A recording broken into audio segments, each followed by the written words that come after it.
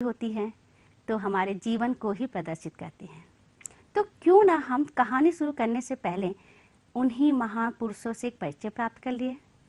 जी हाँ, हम आपसे पहले परिचय प्राप्त कराएंगे कुछ प्रश्न पूछकर।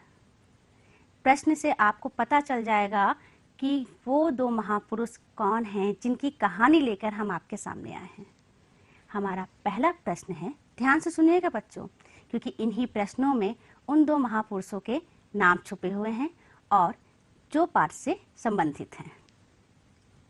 हमारा पहला प्रश्न है, करो या मरो, यह नारा किसने दिया था? बताइए। बिल्कुल सही, महात्मा गांधी जी ने। महात्मा गांधी जी ने करो या मरो यह नारा दिया था। दूसरा प्रश्न, जय जवान जय किसान, यह नारा किसने दिया था?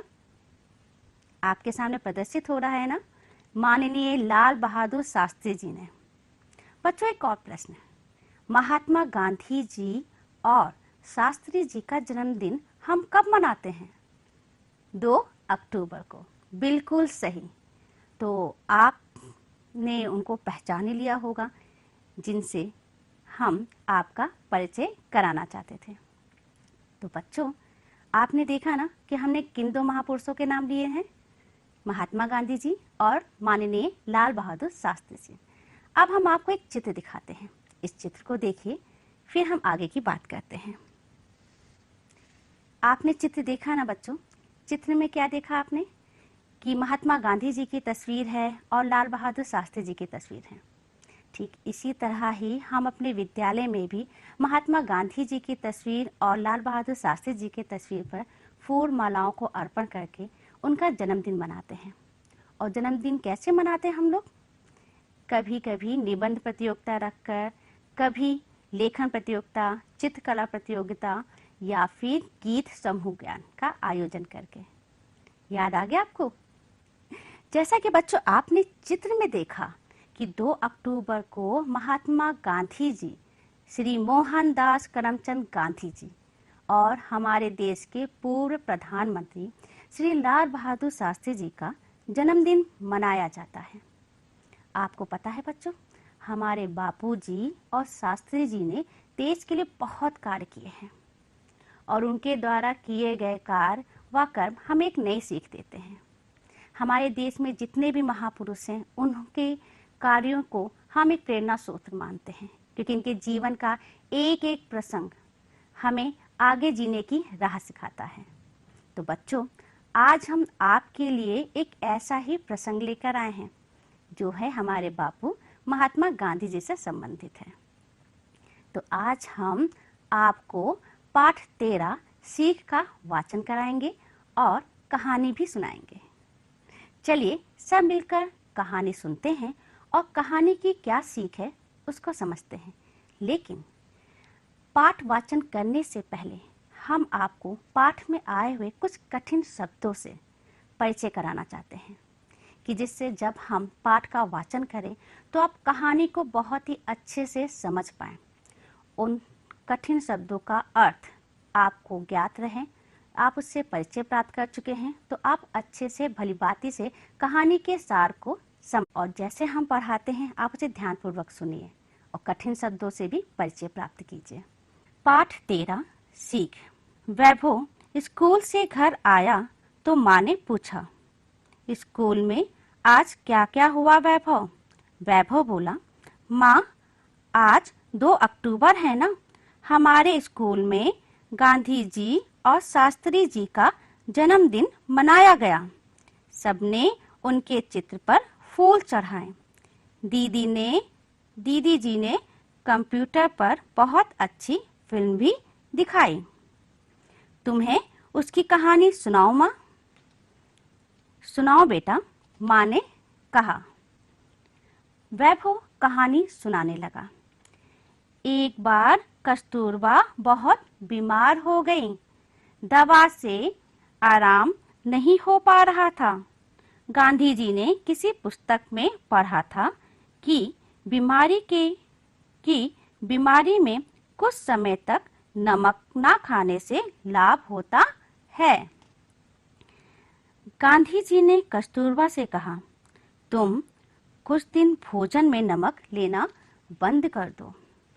कस्तूरबा जी ने गांधी जी से कहा, यह तो बड़ा कठिन है, नमक छोड़ने को तो कोई आपसे कहे तो आप भी ना छोड़ पाएंगे। गांधी जी ने सोचा, पर उपदेश कुशल बहु तेरे, हम जो बात दूसरों से करने को कहें पहले उसे स्वयं करना चाहिए, तभी उसका प्रभाव होता है। गांधी जी ने कहा, मुझे बीमारी हो और वैद्य किसी चीज को छोड़ने को कहे तो अवश्य ही छोड़ दूंगा, क्योंकि उसी में भलाई है। मैंने तुमसे नमक छोड़ने को कहा है, पहले मैं ही कुछ समय के लिए नमक छोड़कर देखता हूँ। बापूजी की बात कस्तूरबा पर बड़ा प्रभाव पड़ा। उन्होंने भोजन में नमक लेना बंद कर दिया। शीघ्र ही वह स्वस्थ हो गईं। वैभव से कहानी सुनकर माँ ने कहा, हाँ बेटा, ऐसे ही थे महात्मा गांधी और लाल बहादुर शास्त्री। वे जो कहते थे पहले स्वयं करते थे, तभी तो पूरा देश आज उन्हें याद करता है। तो बच्चों, आपने कहानी पूरी तरह सुनी।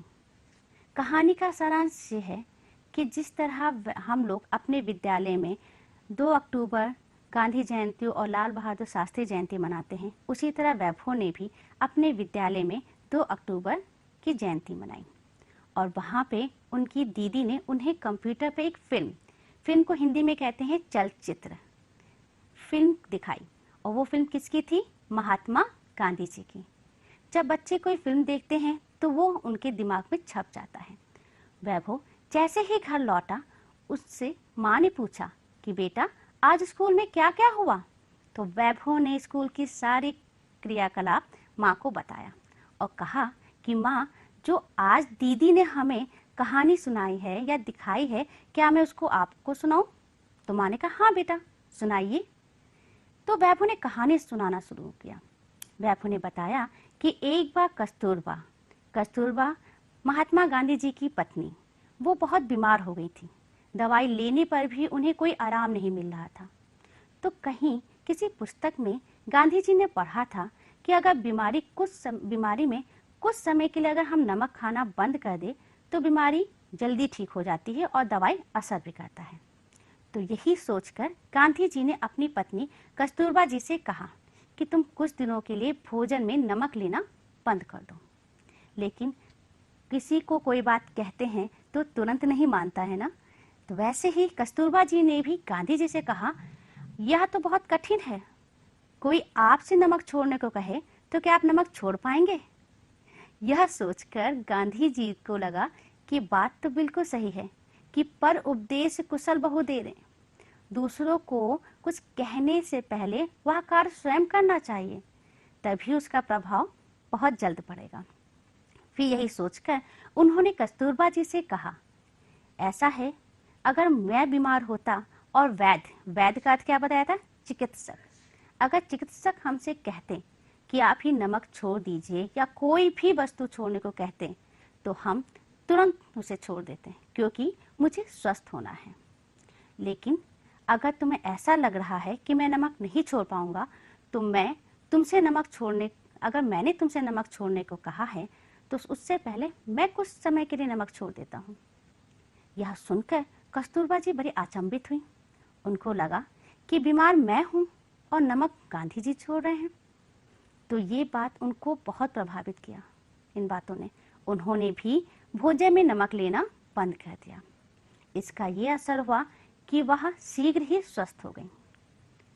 जब ये कहानी खत्म हुई तो वैभव की माताजी ने कहा कि यह बात सच है कि हमारे भारत के जितने भी महापुरुष हैं, वो महात्मा गांधी जी हो या लाल बहादुर शास्त्री जी, वो ऐसे महापुरुष हैं, वह कार्य जो कहते हैं पहले वह स्वयं करते हैं, और यही सच्चाई है।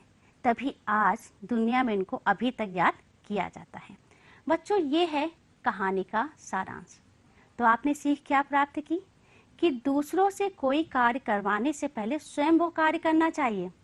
जैसे हम आपको पढ़ाते हैं, उससे पहले हम स्वयं पढ़ते हैं, तभी तो हम आपको पढ़ा पाएंगे, हम एक एक बातें आपके सामने रख पाएंगे, है ना बच्चों। अब हम आगे बढ़ते हैं। जैसे कि हमने आपको पहले कठिन शब्दों से परिचय करा दिया था, तो अब हम आपको उन्हीं कठिन शब्दों का वाक्य प्रयोग बना के दिखाते हैं, क्योंकि एक शब्द किस तरह से एक सार्थक वाक्य बनता है ये आप पहचान लीजिए। जैसे कि आपने देखा था पहले कि हमारे कठिन शब्द कौन कौन से थे। स्कूल, पुस्तक, भोजन, कुशल, प्रभाव, वैद्य, शीघ्र, भलाई।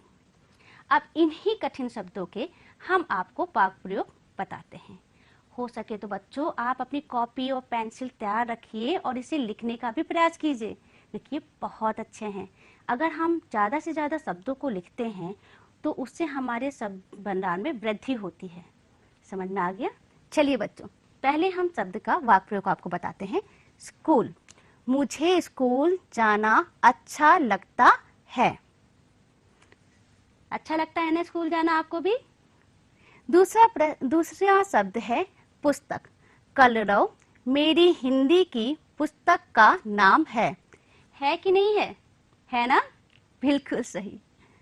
भोजन, हमें संतुलित भोजन करना चाहिए। ये तो बिल्कुल सही है कि हमें संतुलित भोजन करना चाहिए, क्योंकि एक भी अगर किसी विटामिन की या किसी भी गुण की कमी हो गई तो हम बीमार पड़ सकते हैं। और इस वक्त तो बिल्कुल भी बीमार नहीं पड़ना है, क्योंकि मौसम के बदलाव में हम लोग बीमार पड़ जाते हैं। कुशल, वैभव पढ़ने में कुशल है। प्रभाव, आपकी सुंदर लिखावट दूसरों पर प्रभाव डालती है। ये बात बिल्कुल सही है। और एक चीज मैं आपको बता दूं कि गांधी जी ने भी यही कहा था कि अपनी लिखावट को आप मोतियों जैसा बनाएं, जिससे पढ़ने वाले और देखने वाले दोनों के दिमाग में वो छप जाए, अपना असर छोड़ जाए। वैद्य, मेरे बाबा गांव के बहुत अच्छे वैद्य थे। वैद्य का अर्थ क्या बताया था आपको? चिकित्सक। अगर से विदेशी भाषा में कहे तो डॉक्टर। तो पहले गांव में वैद्य होते थे, तो वही बताया गया है कि मेरे बाबा गांव में बहुत अच्छे वैद्य थे। शीघ्र, अच्छी बातों को हमें शीघ्र ही सीख लेना चाहिए। तो आज की कहानी से आपने क्या सीखा? तो जो भी सीखा हो सब शीघ्र ही सीख लीजिए।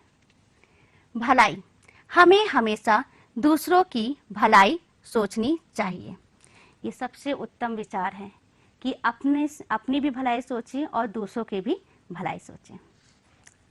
अब जो हमने आपको कहानी सुनाई है, जिसका वाचन किया है, जिसका सारांश आपको बताया है, क्यों ना उसमें से कुछ प्रश्न पूछ लिए जाए।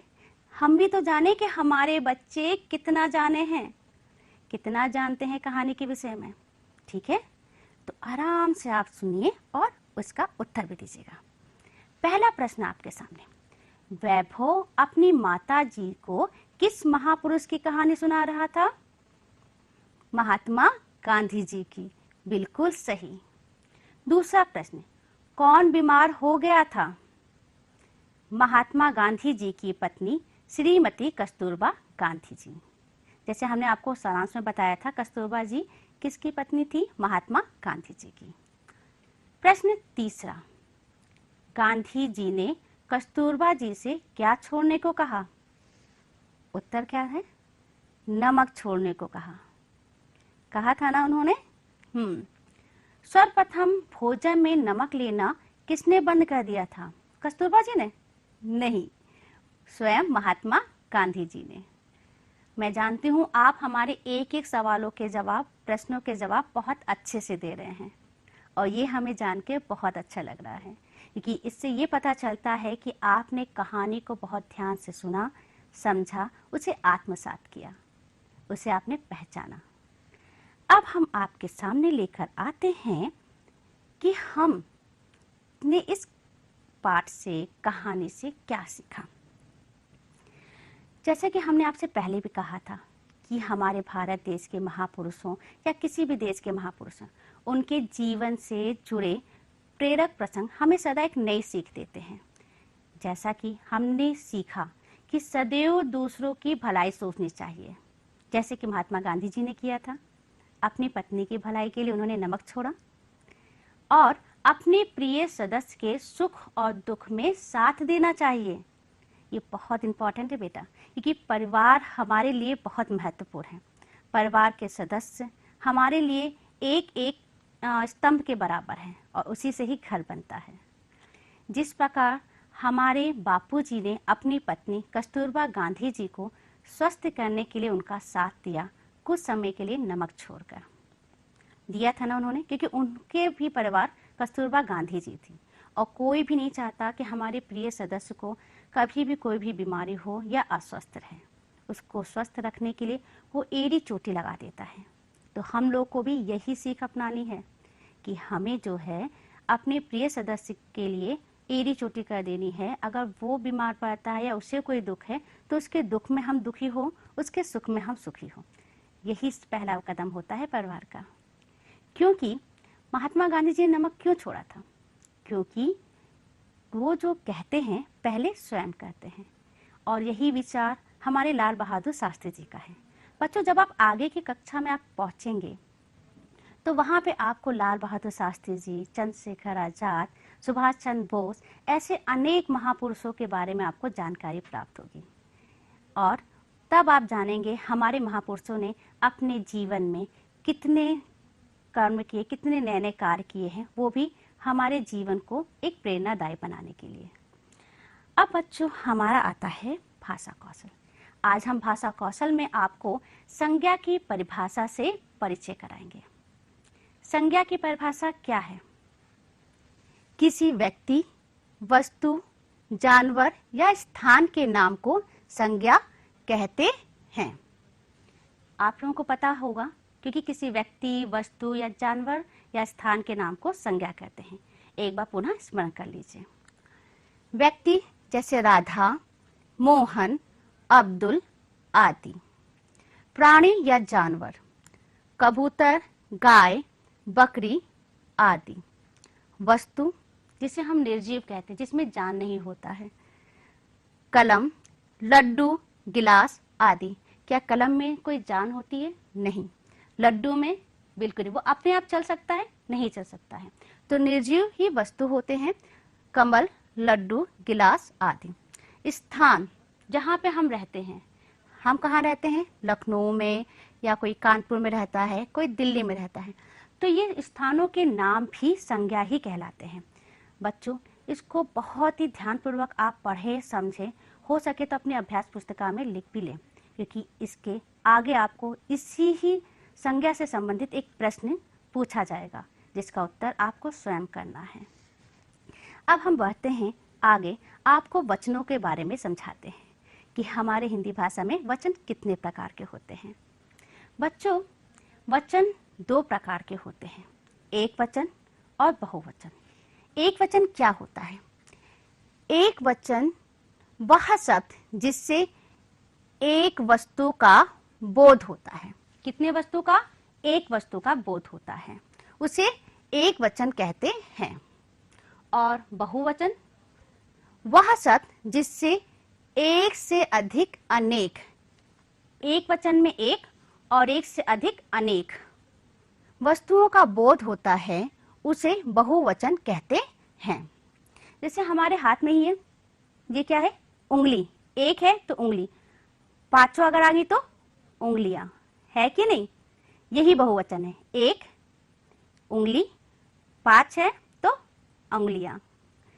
अब इसी का उदाहरण आप देख लीजिए। एक वचन बहुवचन आपके सामने है और मैं बार बार आपसे कह रही हूं कि इसे आप उतारने का प्रयास जरूर कीजिए, बहुत ही लाभदायी है आपके लिए।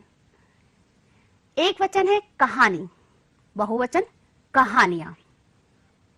पुस्तक, पुस्तकें। एक पुस्तक है, पुस्तकें बहुत सारी पुस्तकें। घड़ी, घड़ियां। गेंद, और यहां पे आएगा